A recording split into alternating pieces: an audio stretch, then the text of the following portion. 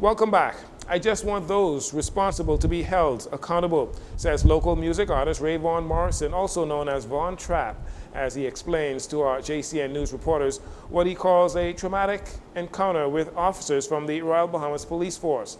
Morrison recalls being unlawfully detained by officers last week Thursday, shortly after 4 a.m., only to be abused and assaulted without medical attention for over 24 hours. I was taken in handcuffs to the tourism police station where I was asked about one or two questions before I was beaten mercilessly for about 2 hours, and I was put in a Hilux truck and transported to Central Police Station at about 6 a.m. where I remain incarcerated for almost another 24 hours, not being allowed to have medical attention or speak to my lawyer, having none of my rights exercised or extended to me. I wasn't able to use a phone, contact my family, my lawyer. They didn't know where I was.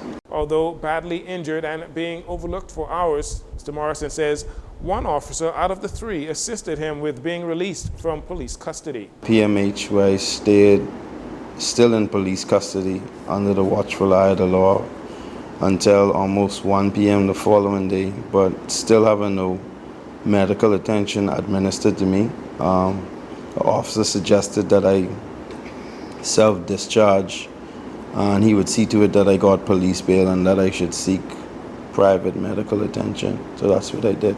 Morrison says he is not trying to paint the Royal Bahamas Police Force as bad guys, but wants those involved to be reprimanded.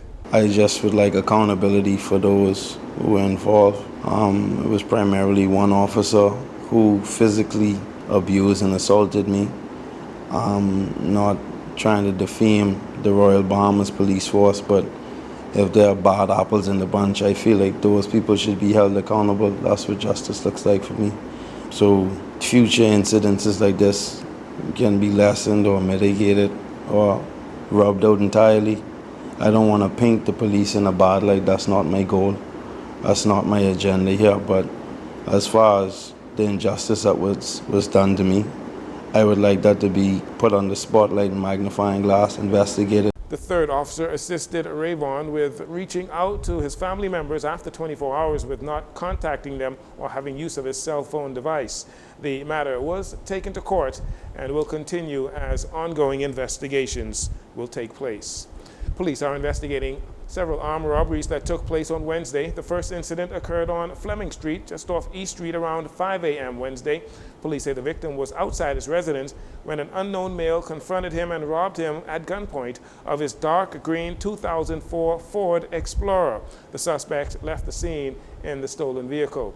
The second incident happened around 9:30 p.m. on Wednesday at a restaurant on West Bay Street when an unknown male entered the establishment, brandished a firearm, and first robbed a customer of cash and personal belongings, then proceeded to rob the business of a large sum of cash before fleeing the scene on foot towards Hampshire Street, where he entered a vehicle and escaped. Police are investigating.